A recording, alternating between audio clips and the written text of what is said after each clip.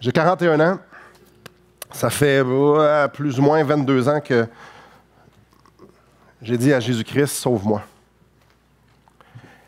Et c'est intéressant parce que j'aime observer, j'aime voir, j'aime analyser les choses. Et il y a une chose que j'ai remarquée, c'est que le monde sont pécheurs. Et que le monde sont pécheurs. Non, mais il y en a-tu qui font des niaiseries rien qu'un peu, hein? Je parle dans l'Église, pas dehors dans l'Église. Hey, on est des professionnels à faire des mauvais choix. Là, je ne pointe pas, je fais attention. Là. Si je vous ai regardé, ce n'est pas parce que je vous pointais nécessairement. Là.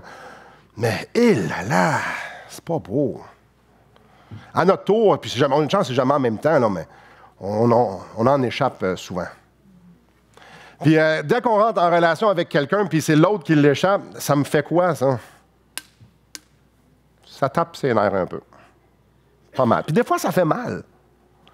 C'est intéressant parce que autour de nous, il y a toujours des gens qui sont en train de souffrir. Aujourd'hui, il y a des gens qui souffrent parmi nous. Il y a plein d'affaires. Puis, comment nous, on réagit à ça? Donc, il y en a présentement peut-être qui sont, en dedans, ils ont des luttes internes. Peut-être il y en a qui veulent avoir la volonté de Dieu pour une décision, puis ils ont de la misère à la discerner. Bref, il y a toutes sortes de gens. Il y a des péchés. Il y a... tu veux avoir un beau gâchis, mets des chrétiens ensemble, puis il y en a une couple d'entre nous qui vont bien. Heureusement. Mais au fil des années, j'ai réalisé à quel point le péché peut être dévastateur. Là, je dis, hey, Simon, t'es motivé. Je suis dans la joie ce matin. Et la première place où je trouve ça, c'est dans le miroir. Et pas la vitre, là, mais la réflexion du miroir, ce qui veut dire dans ma propre vie. C'est fascinant. C'est fascinant. Les mensonges qu'on se fait croire. C'est fascinant ce que ça peut faire lorsqu'on se concentre sur notre royaume. Et avec les années, j'ai réalisé que si moi, j'ai un conflit avec Daniel, désolé, t'es le premier au bar. OK, Guillaume, bon enfant en place. Là, il dit, arrête, là. Ben, vous en souffrez tous. Spécial, hein? Puis si Guillaume, il souffre, vous souffrez tous. Là, je vais pointer Mme Tartampion, là. Si Mme Tartampion a des problèmes avec la sainteté, on en souffre toute la gang. Parce que ses interventions vont être teintées de la couleur de son péché. C'est pour ça que je dis que ce n'est pas très beau. Imaginez-vous, chacun d'entre nous, nos interventions sont teintées à la couleur de nos péchés. Là, hey, Simon, sautons dans la joie. Oui. Alors, allons au chapitre 4. On va faire ça facile. Allons au chapitre 4. Super, verset 4. Réjouissez-vous toujours dans le Seigneur. Je le répète, réjouissez-vous. Bon, la joie est faite. Retournons au chapitre 2. Une église, c'est comme une famille. Puis dans une famille, ça ne va pas tout le temps bien. Dans une famille, il y a des souffrances passées, des souffrances présentes. Et là, mon problème, puis pas mon problème, c'est qu'on réalise que ça peut nuire à l'avancement de l'Évangile. Et ce que j'aimerais qu'on se pose comme question, c'est qu'est-ce que moi, par chacun d'entre nous, qu'est-ce qu'on fait à propos de ça? Qu'est-ce que je fais quand je sais qu'il y a quelqu'un qui souffre pour X raisons? Qu'est-ce que je fais? Comment ça m'interpelle? Et ce matin, on va avoir un texte qui va justement nous parler de ça. On doit se mettre un peu en contexte avant de plonger dans le texte. Paul, c'est l'auteur de l'Épître aux Philippiens. Et les Philippiens, je vais faire référence à Philippe. Philippe, c'est pas un gars. Oui, mais pas dans ce cas-ci. Philippe, c'est une ville.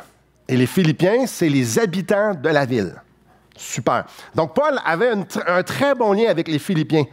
Il y avait vraiment une relation intense, intime, ça allait bien. Les Philippiens, c'était une bonne église. Il participait à l'avancement de l'œuvre de Dieu. Au début, on voit vraiment qu'il y avait un partenariat dans l'Évangile, parce que Paul, c'est exactement ce qu'il faisait. Ils n'étaient pas toujours ensemble, mais ensemble, ils travaillaient à l'avancement de l'œuvre de Dieu. Paul se fait mettre en prison romaine. Donc, les Philippiens, étant donné qu'ils aimaient beaucoup Paul, ils ont envoyé Épaphrodite. On a des forts doutes que c'était probablement un des pasteurs. Donc, ils ont envoyé un de leurs anciens, une personne d'importance. Ils ont dit, on va envoyer à Paul quelqu'un pour qu'il puisse être un encouragement pour lui. Non seulement ça. Non seulement ils voulaient être avec Paul dans cette épreuve, mais ils ont dit, on va envoyer quelque chose à subvenir à ses besoins. De l'argent, des ressources, on ne sait pas trop, mais ça a changé la qualité de vie de Paul, en tout cas. Je peux juste imaginer, en prison romaine, Paul voit arriver Épaphrodite. Épaphrodite qu'il connaît. Épaphrodite, c'est un ami. Épaphrodite, c'est l'envoyé de l'église de Philippe. Ah! Mon frère, ça va bien? Oui, je suis content de te voir. Peu importe comment ça se passait, super. Je peux juste imaginer très court, d'une façon très... pas longtemps après, dès son arrivée, de voir Paul lui dire, Épaphrodite, comment va l'Église? Et d'Épaphrodite dit, ouais, il y a de la souffrance. Et là, Épaphrodite, il a fallu qu'il brise le cœur à Paul à un moment donné. Ça avance, Paul, ça avance, mais il y a de la chicane.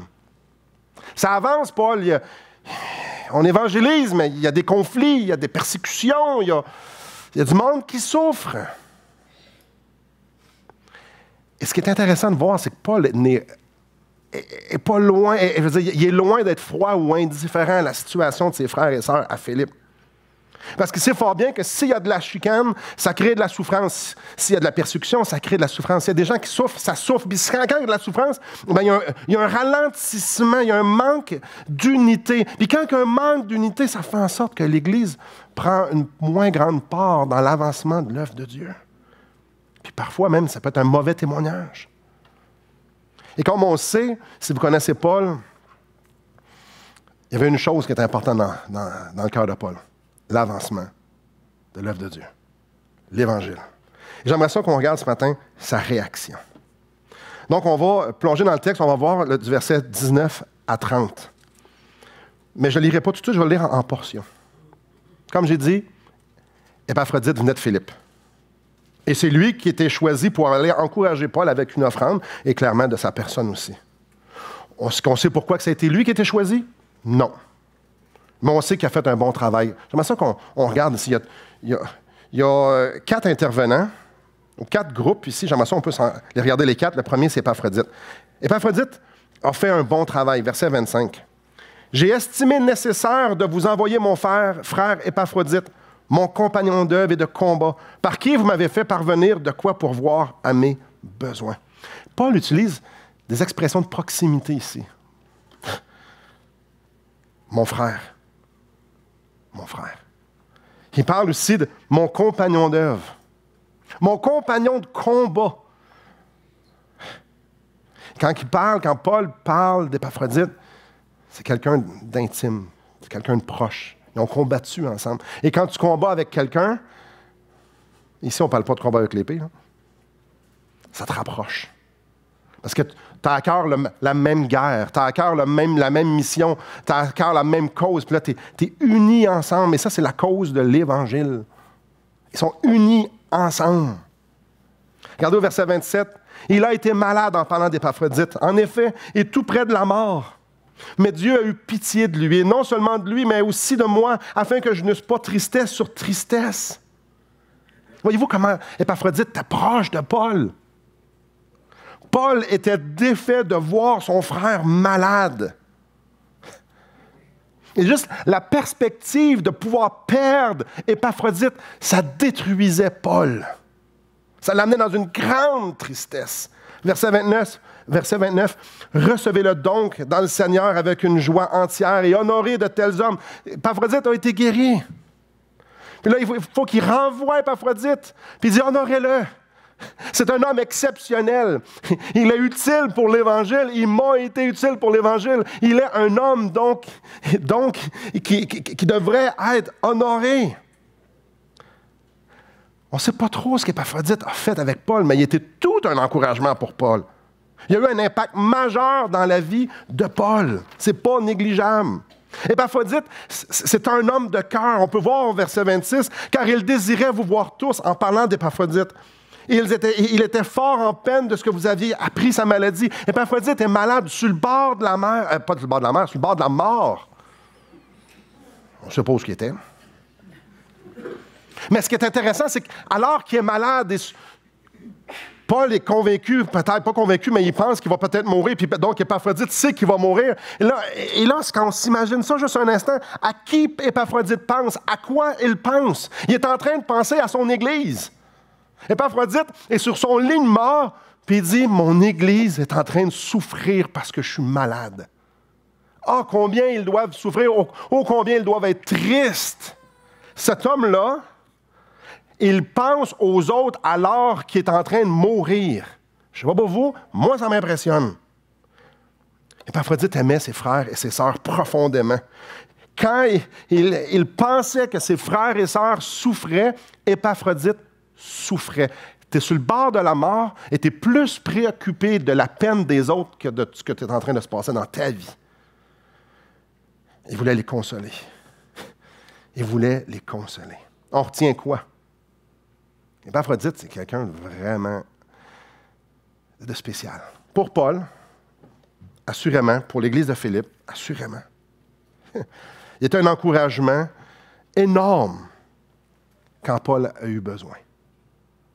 Épaphrodite, c'est un homme de compassion. C'est un homme de compassion quand son ami souffrait en prison. C'est un homme de compassion quand son Église souffrait parce que lui était malade. Regardez au verset 30. Car c'est pour l'œuvre de Christ qu'il a été près de la mort, ayant exposé sa vie afin de suppléer à votre absence dans le service que vous me rendiez. À cause qu'il voulait avoir un ministère auprès de Paul, il a failli mourir. Il n'était pas obligé, ce qui est extrême, si on le relit, je vais le relire. Car c'est pour l'œuvre de Christ qu'il a été près de la mort, ayant exposé sa vie afin de suppléer à votre absence dans le service que vous me rendiez. L'Église de Philippe voulait être proche de Paul, donc ils ont envoyé Épaphrodite. Épaphrodite, il s'est exposé à la mort en étant auprès de Paul, mais ça valait la peine, parce qu'il était un encouragement pour Paul. Ça nous en dit beaucoup sur le cœur d'Épaphrodite. Sa vie était à la disposition de son maître. Seigneur, fais de ce que tu veux avec ma vie. Tu veux que j'aille encourager Paul en prison? Je vais le faire. Ça se peut que je meure? Je vais le faire. Il faut que l'Évangile avance. Il faut que Paul soit encouragé. La lettre aux Philippiens, quand Paul l'a écrit, fort probablement, c'est Épaphrodite qui l'a livré. Ça, c'est la première personne dans cette histoire-là. Épaphrodite. Regardons la deuxième maintenant, Timothée. Et Timothée, on le connaît très bien. On connaît l'histoire de Timothée. Il y a 1 Timothée, 2 Timothée, les Épîtres, je parle. Il y a beaucoup d'informations, mais j'aimerais ça qu'on reste juste dans le texte, puis que brièvement, on peut se regarder les informations que le texte nous dit à propos de Timothée. Verset 19. « J'espère dans le Seigneur Jésus vous envoyer bientôt Timothée, afin d'être encouragé moi-même en apprenant ce qui vous concerne. Car je n'ai personne ici qui partage mes sentiments pour prendre sincèrement à cœur votre situation. Tous, en effet, cherchent leur propre intérêt et non ceux de Jésus-Christ. Vous savez qu'il a été mis à l'œuvre en se consacrant au service de l'Évangile avec moi, comme un enfant avec son père. » Relisons le verset 20. « Car je n'ai personne ici qui partage mes sentiments pour prendre sincèrement à cœur votre situation. » Timothée avait à cœur la situation de Philippe. Alors qu'il y avait un grand nombre de personnes qui étaient indifférents, lui était engagé avec Paul de faire quelque chose pour que l'Évangile puisse transformer les vies des Philippiens et que l'Église puisse continuer à avancer. Dans la tête de Timothée, comme dans la tête de Paul, comme dans la tête d'Épaphrodite, il y avait des choses qui devaient être réglées. Verset 22. Vous savez qu'il a été mis à l'œuvre en se consacrant au service de l'Évangile avec moi, comme un enfant avec son père. Il avait une chose en tête. Jésus-Christ.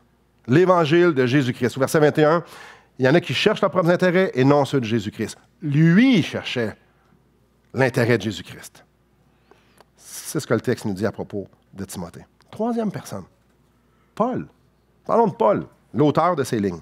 Verset 19, « J'espère dans le Seigneur Jésus vous envoyer bientôt Timothée afin d'être encouragé moi-même en apprenant ce qui vous concerne. » La situation qui se passait à Philippe ébranlait Paul.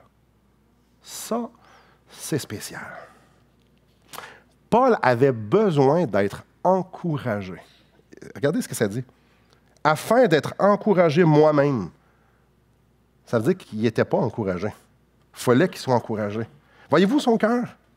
Ses frères et sœurs étaient ralentis dans leur marche. Ils étaient ralentis par la persécution, par la chicane, par la souffrance, par la désobéissance. Et Paul avait besoin d'être encouragé. Ça l'atteignait énormément de savoir que l'Église de Philippe avançait difficilement. Il faut faire quelque chose. Et la première chose qu'il a fait, c'est quoi? Il a écrit la lettre qu'on est en train de lire. Inspiré de Dieu, Paul s'est assis et a commencé à écrire cette lettre-là. Une lettre, lorsqu'on la lit, qui est remplie d'amour, remplie de douceur. Il utilise des mots comme « mes bien-aimés ». Mais aussi, c'est une lettre remplie d'amour parce qu'il s'adresse aux problèmes. Il y a un sérieux problème d'unité dans cette Église-là. Et il s'adresse aux problèmes d'unité. Même, il va jusqu'à les nommer. Chapitre 4, verset 2, « J'exhorte Évodie et Syntyche à être d'un même sentiment dans le Seigneur. » Il y avait la chicane, mais il n'y avait pas juste eux autres. Il y avait des divisions, puis tout ça, puis il les nomme. Il les nomme. Il les nomme. Il leur propose, il les encourage, il leur dit « Vivez d'une vie radicale pour Jésus-Christ, parce que c'est la seule façon qu'on peut vivre l'Évangile. » Ça transpire dans chacune des pages. Mais il a dit « Ensemble, faites-le. » La deuxième chose, regardez au verset 25. « J'ai estimé nécessaire de vous envoyer mon frère Épaphrodite. » Le mot ici que je veux qu'on retienne, c'est « nécessaire ». Verset 28. « Je l'ai donc envoyé avec d'autant plus d'empressement. » Le mot « nécessaire » et « empressement ». Épaphrodite, tu es revenu en forme? Tu dois retourner. Tu dois retourner à Philippe. Il faut que tu ailles faire quelque chose. Premièrement, tu livres ma lettre, puis deuxièmement, tu vas aller faire ton ministère là-bas. C'est nécessaire et avec empressement, tu t'en vas là-bas. Donc, il envoie Épaphrodite avec sa lettre. Ça, c'est la deuxième chose qu'il a faite. La troisième chose, regardez au verset 23. « J'espère donc vous l'envoyer dès que j'apercevrai l'issue de l'état où je suis. » Et envoyer qui? Ben, il vient de parler de Timothée. Il veut envoyer Timothée. Pour que Timothée, lui aussi, puisse être un encouragement pour l'Église de Philippe. Il veut que Timothée puisse donner des nouvelles de Paul. Eux, ils étaient aussi affligés par le fait que Paul était un peu magané, en prison, et clairement magané. Mais donc, tu vas aller là-bas, puis tu vas aller les encourager. Au verset 22, c'est une lettre de référence qui donne de Timothée. Vous savez qu'il a été mis à l'épreuve en se consacrant au service de l'Évangile avec moi, comme un enfant avec son père. Non seulement il devait aller là-bas, les encourager, puis aller donner des nouvelles, mais Timothée, toi aussi, tu vas aller faire l'œuvre du ministère là-bas. Tu vas aller faire ce qui a besoin d'être fait. Et au verset 19, je ne le relirai pas, mais après ça, tu vas me donner un compte-rendu de ce qui s'est passé. Tu vas me donner un compte-rendu, Timothée, de ce que la lettre a fait. Tu vas me donner un compte-rendu de ce que Épaphrodite, le ministère d'Épaphrodite a fait. Tu vas me donner un compte-rendu de ton ministère, ce qu'il a fait. Je veux être encouragé parce que là, je suis troublé que mes frères et sœurs, il y a une division ça n'allait pas bien, qui souffrent, qui sont persécutés. Il y a des problèmes. Je veux que tu ailles faire ce qui a besoin d'être fait, Timothée. Paul voulait savoir le plus vite possible que les Philippiens avaient recommencé à courir. Qui avaient recommencé à combattre ensemble, qui avaient continué à avancer dans l'œuvre de Dieu. Paul lui-même, l'autre chose qu'il a faite, qui leur dit, verset 24, « Et j'ai cette confiance dans le Seigneur que moi-même aussi j'irai bientôt. » Il dit, « Moi aussi, je vais y aller. » Non seulement Épaphrodite, la lettre, Timothée, je veux y aller, moi aussi. Y a-tu à cœur les Philippiens, rien qu'un peu? C'est incroyable. Venez avec moi au chapitre 1, verset 22. Regardez bien ça. Chapitre 1, verset 22. C'est un homme qui est dans une prison romaine qui écrit ça. « Mais s'il est utile pour mon œuvre que je vive dans la chair, je ne saurais dire ce que je dois préférer. Je suis pressé des deux côtés. J'ai le désir de m'en aller et d'être avec Christ, ce qui est de beaucoup est le meilleur. » Aïe aïe. Moi, je veux mourir. Je sais où je m'en vais. Je vais être avec Jésus-Christ. Moi, lui, dans une prison romaine, il dit là, moi, je suis pressé des deux côtés. Un des côtés qui est pressé, c'est je veux aller avec Jésus-Christ. Ce qui était suicidaire, pas pantoute. Mais il savait fort bien qu'est-ce qu'il attendait de l'autre côté, par exemple, son sauveur. Jésus m'attend, j'ai hâte d'y aller. Retenez-moi pas trop, là, ça va. Mais à cause de vous, verset 24, mais à cause de vous, il est plus nécessaire que je demeure dans la chair, que je demeure vivant, que je demeure ici. Et je suis persuadé, je sais que je demeurerai et que je resterai avec vous tous pour votre avancement et pour votre joie dans la foi, afin que par mon retour auprès de vous, vous ayez en moi un abondant sujet de vous glorifier en Jésus-Christ. D'un côté, la souffrance de la vie physique est finie. Maintenant, je peux aller adorer face à face mon Sauveur. Lui, il dit, oh oui, mais-en. Mais d'un autre côté, il dit, mes frères et sœurs à Philippe ont besoin d'être encouragés. Seigneur, je suis prêt à rester pour... Si tu veux m'utiliser pour ton royaume, pour l'avancement de ton œuvre, je suis prêt à rester pour qu'ils puissent goûter à tes grâces au travers moi. Ma vie t'appartient, Seigneur. Il savait que Dieu voulait encourager l'Église de Philippe par lui. Alors il a dit oui, parfait. Voyez-vous le cœur de Paul?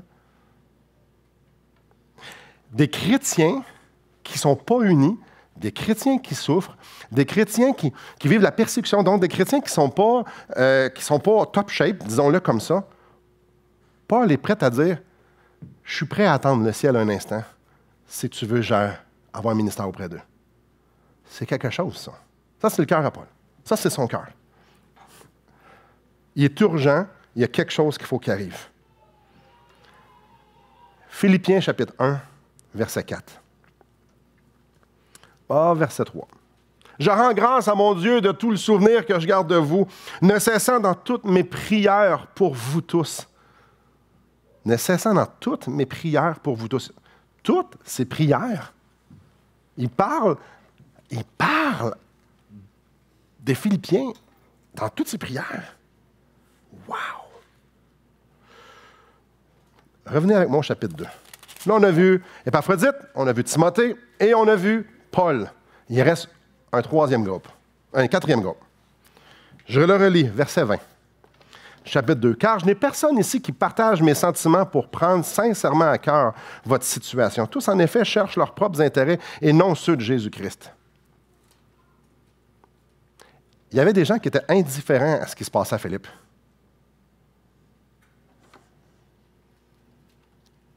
Les frères savaient que ça allait mal. Il y avait des gens ici qui savaient que ça allait mal à Philippe et ils faisaient rien. N'est-ce pas intéressant? Et Paul nous dit pourquoi. Tous, en effet, cherchent leur propre intérêt et non ceux de Jésus-Christ. Les gens étaient trop occupés à leur vie pour s'occuper de l'avancement de l'Évangile à Philippe. Il était prêt à dire « Hey! » ou par curiosité, ou on ne sait pas trop pourquoi, mais de regarder leurs problèmes et faire comme « Hey, c'est plate, hein? » Ah ouais, c'est sûr que l'Évangile doit rouler, l'Église avance tout croche. Eh bien, on va retourner à notre business, hein? Peu importe c'est quoi leur business. Est-ce qu'ils étaient focalisés sur leurs propres problèmes? Est-ce qu'ils étaient focalisés dans leur jardin? Est-ce qu'ils étaient... On ne sait pas trop ce que c'était, là. Mais il y a une chose, c'était leur propre intérêt à eux. L'Église là-bas, elle n'avance pas pour l'Évangile, pour le royaume de Dieu. Elle avance difficilement, j'aurais plutôt dire. Bon, moi, qu'est-ce que je fais pour ma vie aujourd'hui? Leurs frères et sœurs étaient en train de se noyer dans la souffrance, et eux, ils se grattaient le nombril. L'Évangile, l'œuvre de Christ est au ralenti. Ma vie est trop importante. Est-ce qu'il y avait de l'intérêt? Regardez bien au verset 20. « Car je n'ai personne ici qui partage mes sentiments pour prendre sincèrement à cœur votre situation. » Il prenait à cœur. Non. Il y avait de l'intérêt. Non, je ne sais pas. Non. Il était curieux. En fait, je ne sais pas trop ce que ça veut dire. Mais il y a une chose qui s'écrit, c'est qu'il n'était pas sincère. Le point ici, pour prendre sincèrement à cœur votre situation. Pourquoi ce n'était pas sincère? Parce qu'il ne faisait rien. Il était au courant, il n'était pas sincère, il ne faisait rien. leur intérêt portait aucun fruit. Réfléchissons un peu sur ce passage-là. C'est quoi le point central? Est-ce que le point central, c'est les souffrances d'Épaphrodite? Est-ce que le point central, c'est les souffrances de Paul? Est-ce que le point central, c'est les chicanes? Est-ce que le point central... Le point central est au verset 21.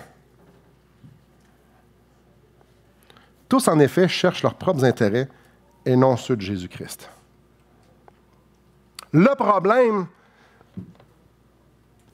c'était pas Jésus-Christ. C'est que c'était pas le nom de Jésus-Christ qui était mis de l'avant. Il était là, le problème. Le point, c'est pas la chicane, c'est pas les souffrances, c'est pas les persécutions, c'est pas les attaques des faux docteurs. Le problème, c'est que Christ, l'Évangile, est au ralenti. Il est là, le problème. Que ce soit dans la prison à Rome, Paul, il pourrait être découragé, on va aller l'encourager. Que ce soit l'Église de Philippe, qui est de chicane, il faut faire quelque chose. L'Évangile n'est pas en train d'avancer.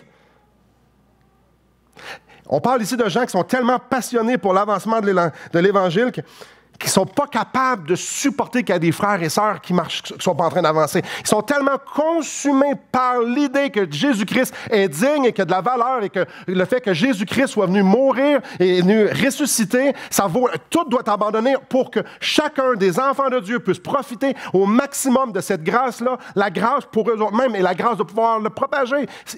Eux autres, on met tout en branle. Mais il y en avait qui faisaient comme « Ouais, c'est plate, hein? »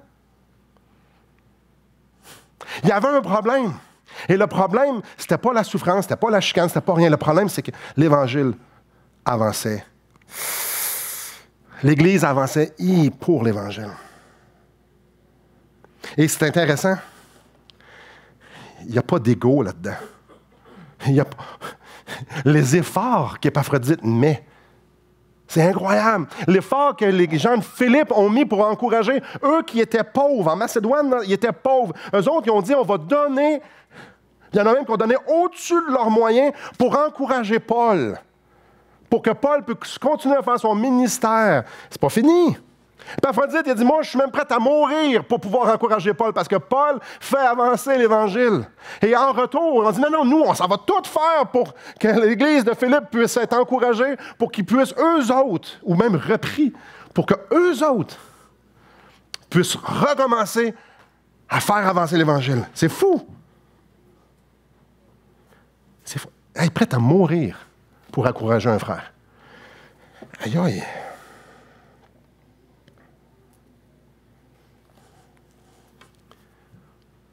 Je nous pose la question. Qu'en est-il de moi? Qu'en est-il de toi? Qu'en est-il de nous? Et là, je le sais que je m'adresse à une église que, à tous les semaines, pratiquement, il y a quelqu'un qui va dire « Ah, c'est le fun, notre église, on est unis, puis il y a de l'amour, puis il y a ci, bien ça. » Non, je le sais à qui je m'adresse. Je ne suis pas en train de prendre un bat de baseball, puis vous taper, vous dire « Hey, on est tous pas bons. » Loin de là.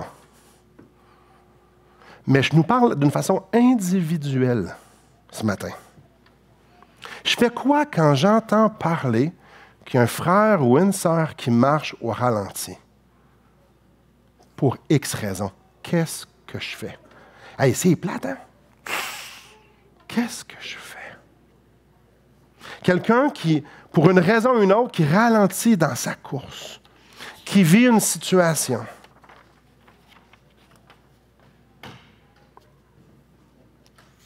J'aimerais ici quelques trucs que la Bible nous soulève. Devant la souffrance de mes frères et sœurs, qu'est-ce que je fais? Ceux qui prennent le cours de relation d'aide, ici, il y en a un qui on va... Il y en a un que j'ai... Ça vient vraiment pas de moi, ça vient du professeur. C'est quoi écouter un frère? Écoutez bien ça, puis moi, mes oreilles sont bien ouvertes. Ça veut dire quoi, écouter? Écouter veut probablement dire, quand je vais avoir assez d'informations, je vais pouvoir y plugger mon verset. Je vais le faire assez parler pour que ça puisse avoir la légitimité de moi et dire tout ce que j'ai à dire. Qu'est-ce que ça veut dire, écouter? Soyez prompt à écouter, lent à parler. Qu'est-ce que ça veut dire? Ça ne veut pas dire qu'il faut parler tranquillement, ça. Parce que si c'est ça, je n'ai pas compris. Laissez l'occasion à l'autre de verbaliser sa souffrance. Je tiens à vous dire une chose, je suis loin d'être un professionnel là-dedans. Pour que je puisse appliquer l'Évangile d'une façon pertinente dans sa vie. Écoutez.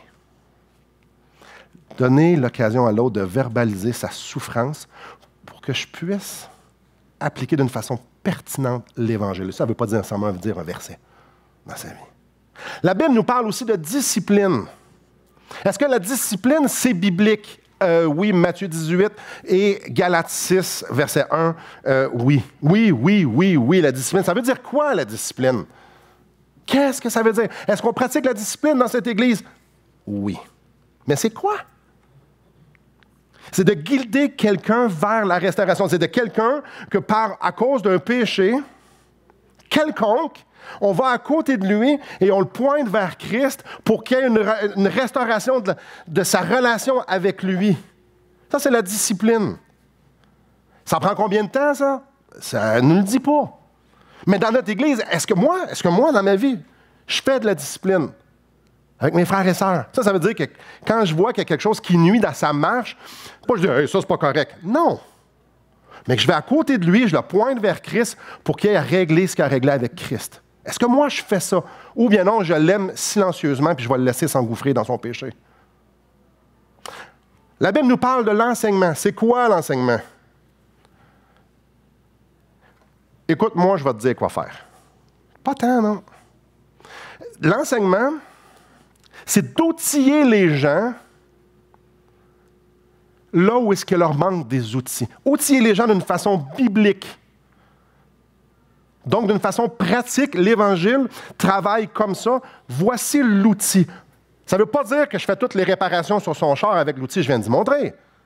Non. Ça, Dieu va s'occuper de ça. Lui, avec elle, avec lui. Je vais te donner des outils. Ça, c'est l'enseignement. Encourager. Exciter l'autre à l'amour et aux bonnes œuvres. Exciter. Je t'encourage. Non, il n'y a pas de fouet dans l'encouragement. L'encouragement, ce n'est pas non plus, il y a un précipice qu'il faut que tu fasses, je te pousse en bas. Allez hop, je t'encourage à tomber. Non, ce n'est pas tout à fait ça. Ça veut dire quoi, exhorter? C'est de marcher à côté de quelqu'un. Qu'est-ce que Jésus faisait? Il marchait avec ses disciples. Je vais marcher avec toi. Regarde à Christ. Je t'encourage à regarder à Christ. Viens, on va marcher ensemble. Viens, je suis là. Je t'exhorte. Je t'encourage. Ce que je veux, c'est que tu rentres dans cette relation-là intime avec Jésus-Christ.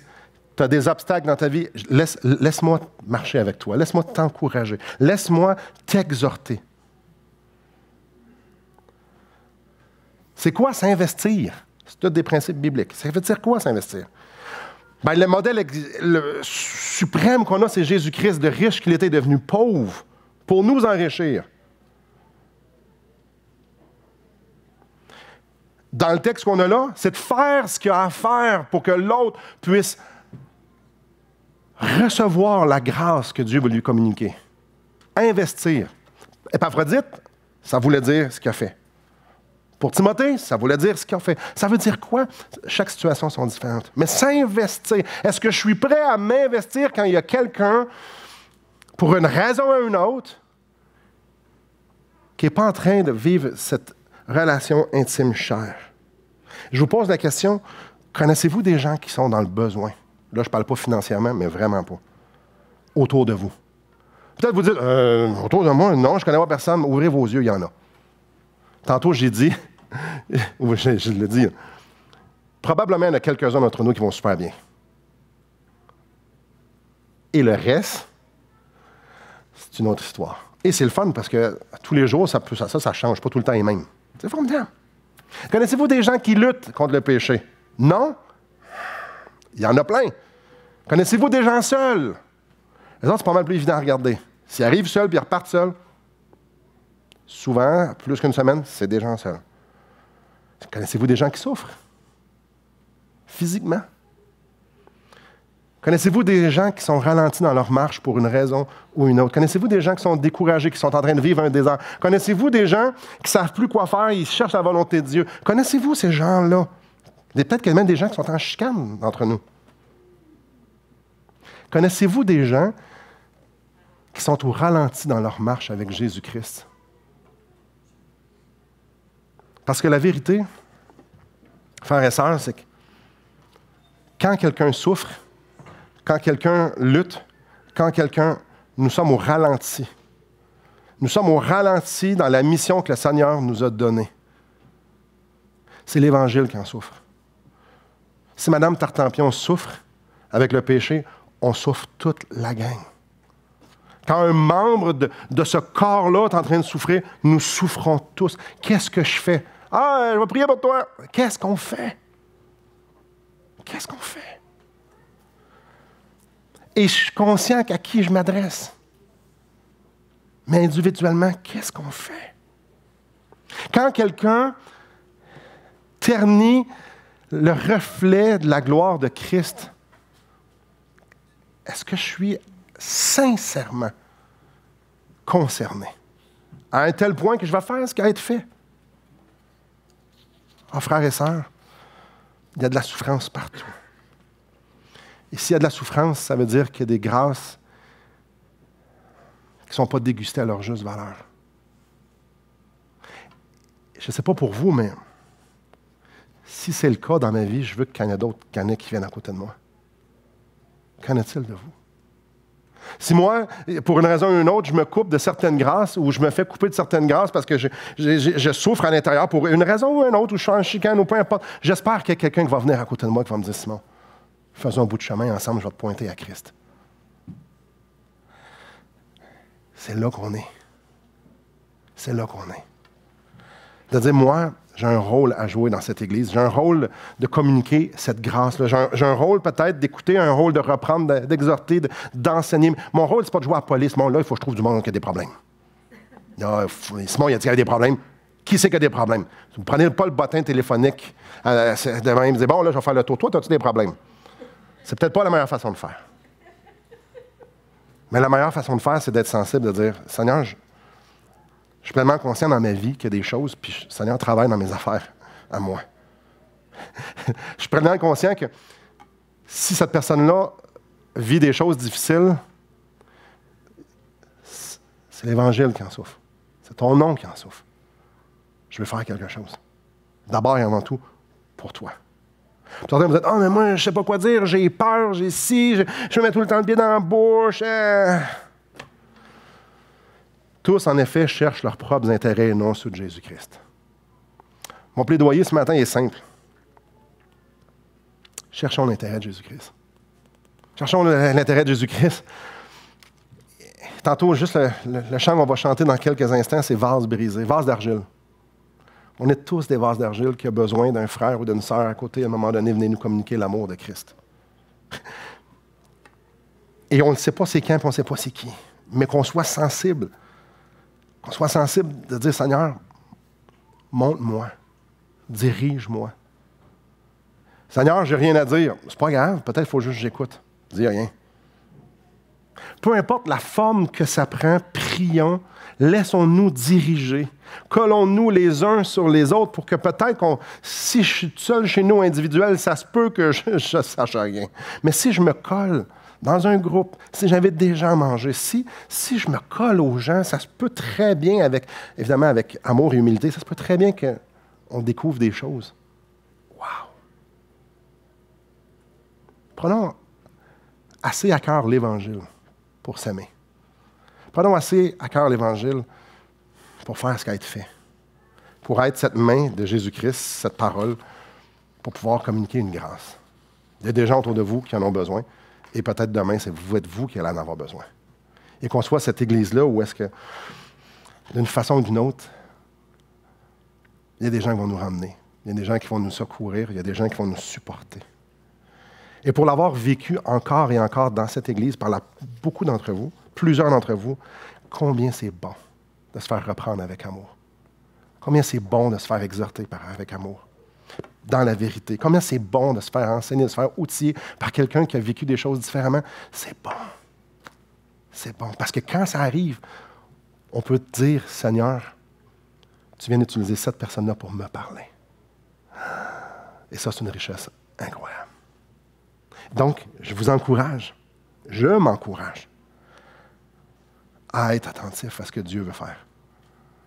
Pour qu'on puisse voir le plus grand nombre de personnes goûter cette proximité-là que donne l'Évangile de Jésus-Christ.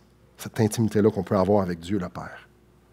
Et si vous ne l'avez pas, cette intimité-là, si vous n'avez pas mis cette foi, si vous n'avez pas abandonné votre justice, si vous n'avez pas dit « Seigneur, sauve-moi », oh combien je voudrais vous inviter ce matin à réaliser que vous êtes pécheur, puis que votre cœur aussi est tordu, puis que vous avez besoin de Jésus-Christ.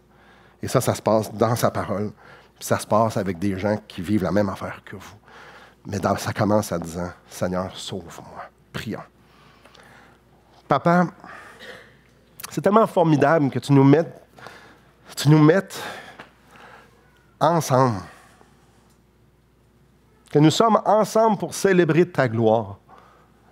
C'est tellement formidable que tu ne nous laisses pas abandonner aux quatre coins. Seigneur, tu ne veux qu'on soit ensemble parce que tu veux communiquer tes grâces au travers de nous, pour nous. Seigneur, c'est tellement bon.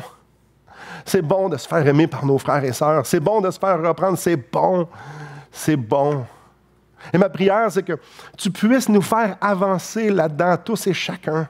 C'est que tu puisses me faire avancer, que je puisse être sensible aux maladresses quand quelqu'un vient vers moi et que je puisse aussi aller vers les autres. Donne-nous ce doigté-là de pouvoir te laisser à l'œuvre dans nous et de pouvoir communiquer, peu importe ce qui a besoin d'être communiqué. Ah Seigneur, que ici, dans cette famille, dans ce corps, nous puissions avoir cette grande liberté d'être qui nous sommes pour que tu puisses avoir un effet dans nos vies. Papa, merci parce que tu ne nous as pas laissés orphelins.